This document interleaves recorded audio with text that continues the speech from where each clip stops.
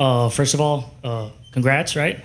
After yesterday's game, do you have any thoughts on that controversial last pitch? And are you in favor of next Classic implementing the ABS system by any chance? Yeah, I'm a fan of the ABS. I think it'll be good for the game moving forward. I think it'll be in the next WBC. Watching that ball back on replay, I can understand why Dominicans are upset about it. I love the class and have a ton of respect for the way Albert Pujols handled the postgame. It had a lot of plate. I think if you take the box, which I think with adding ABS, the box will come off the TV. I mean, that ball had a lot of plate, and Will does a hell of a job in framing. But yeah, I'm in favor of ABS coming into the game.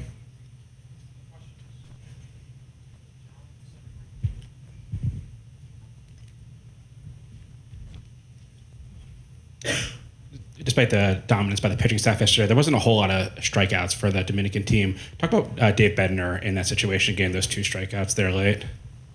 Unbelievable split to Fernando Tatis. He kind of ran 3 high heaters to Marte, kind of setting up, kind of tunneling that breaking ball off of it. Yeah, he's one of those guys, man.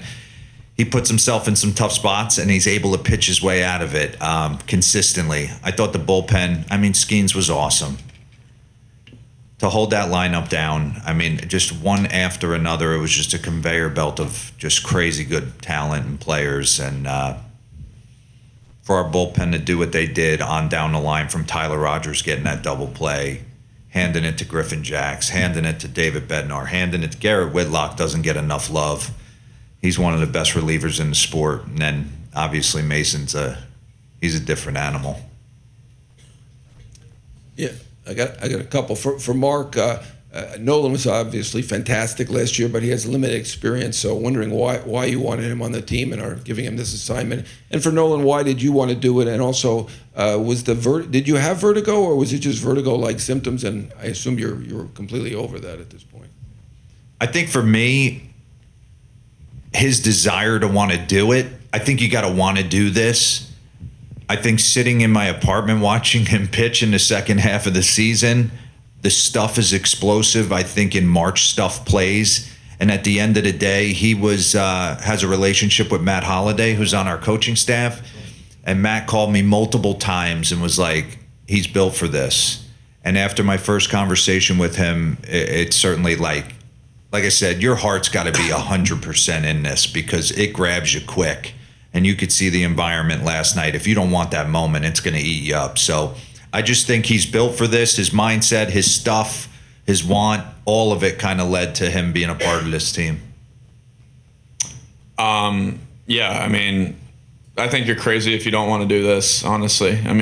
Just getting an opportunity to put USA on your chest and go out there and compete with, honestly, the best players in the world. I think it's honestly an unbelievable experience for me.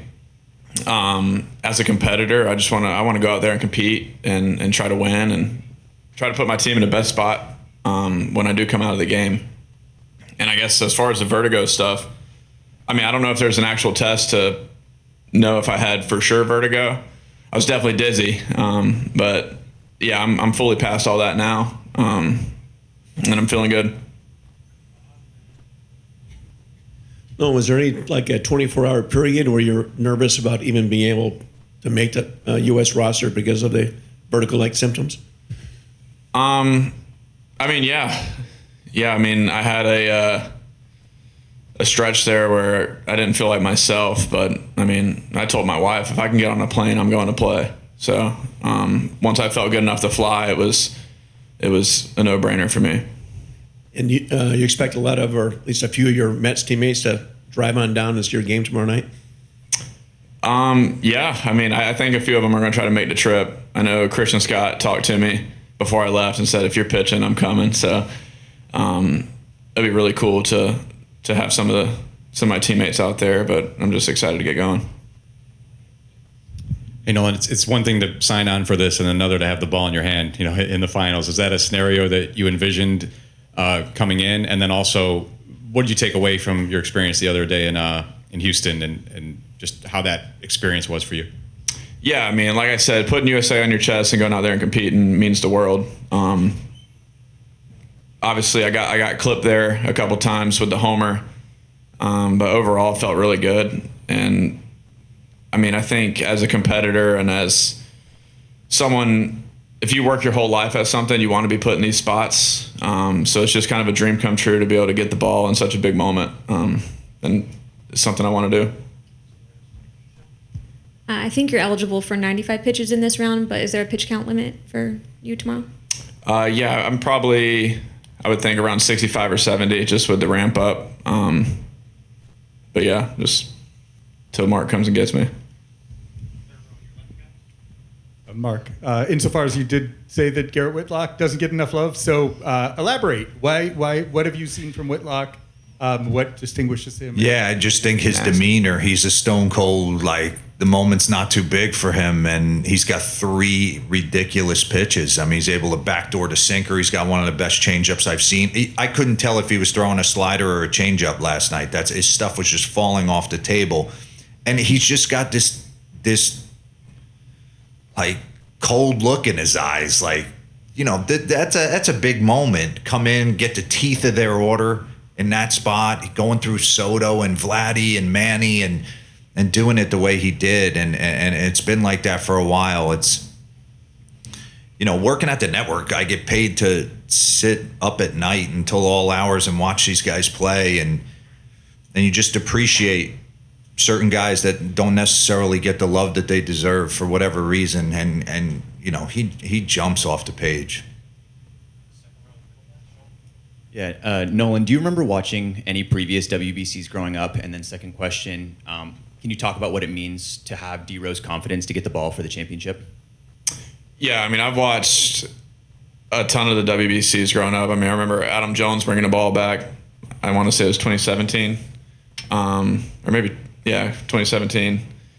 And then obviously everybody remembers the Trout Ohtani matchup from the last WBC. And just as a fan of the game, moments like that are so much fun to watch.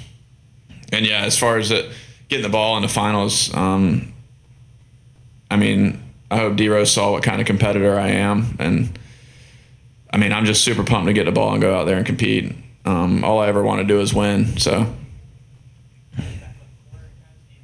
Nolan, just curious, how much have you had to just like communicate with the Mets to make sure that you can do this assignment and then still be on track to be ready for the start of the season? Yeah, I mean, it gets tricky.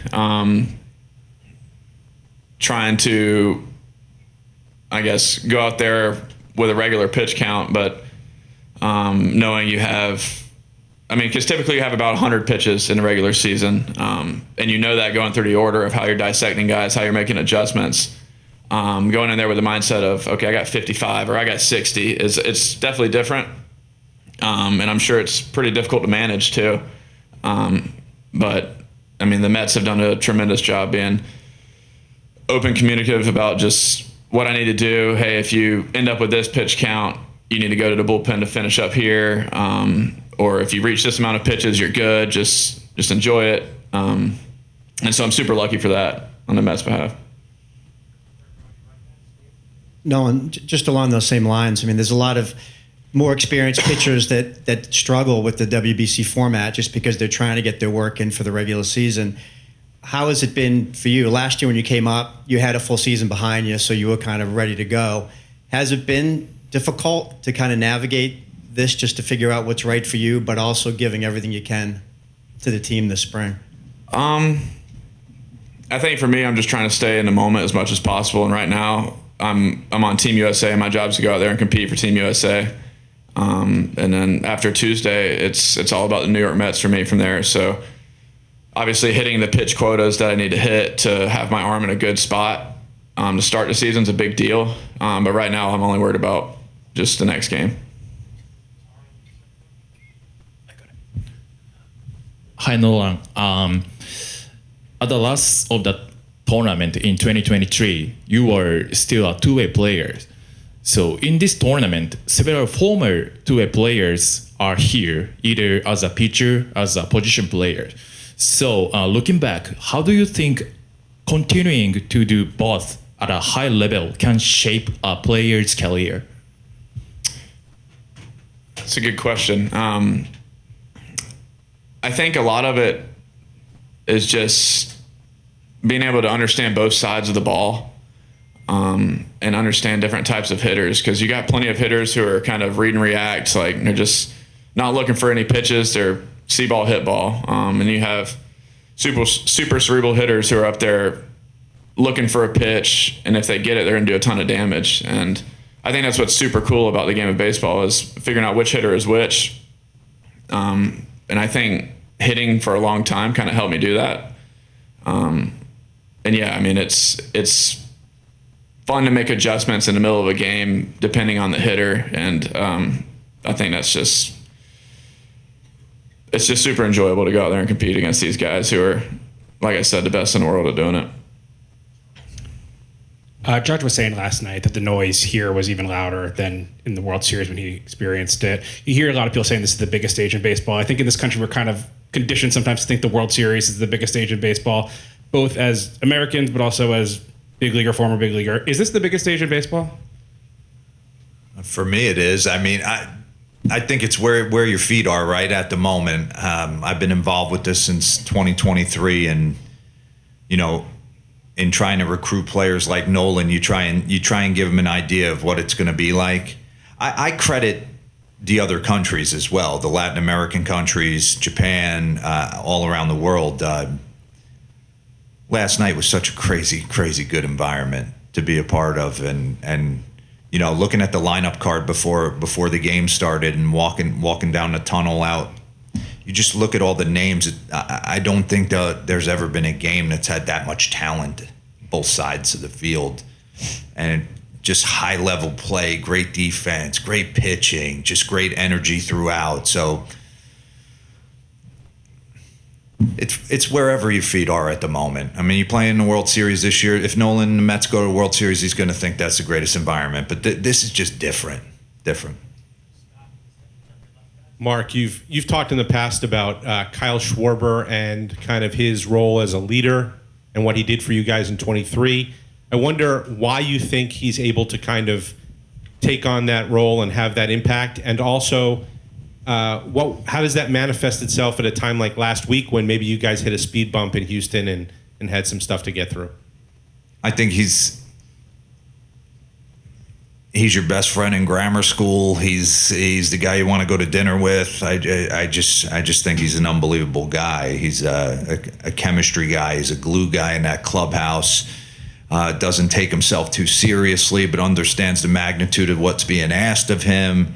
Keeps everybody calm in the dugout.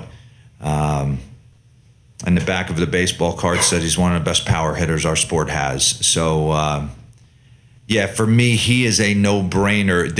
Actually, when you're building out a roster like this, having just a cemented DH is probably not the way to go, with just the way the construction and trying to make every piece fit. But he is just so special to the group that, he trumps all that. The U.S. workout's underway, so we'll finish with Stephanie. Nolan, presumably you had given a lot of thought to what this would be like before you said yes. What has surprised you about actually being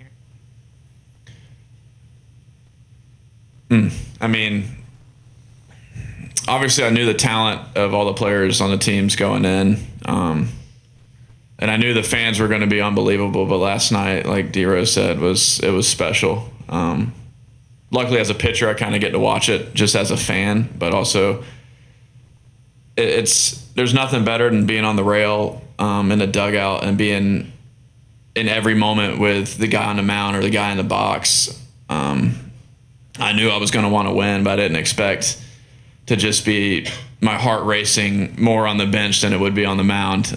Just living and dying on every single moment. I think that's the most special part about this event.